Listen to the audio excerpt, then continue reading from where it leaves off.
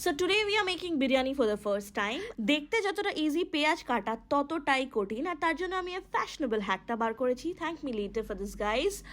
So আমরা ডিম আর আলুগুলোকে ভালো করে ফুড কালার দিয়ে ভেজে নিয়েছিলাম। মায়ের কাছে ঝাড় খাওয়ার আগেই আমার বোন ভালো করে বাসনগুলো মেজে নিচ্ছে। ততক্ষণে পেঁয়াজটা গোল্ডেন ব্রাউন কালার হয়ে গেছে, just like my eye colour. There is a saying guys, no pain no gain. So আমি এখানে ছ্যাঁকা খেয়েছি এবং it's okay, because look at the gain guys, look at the colour, look at the richness.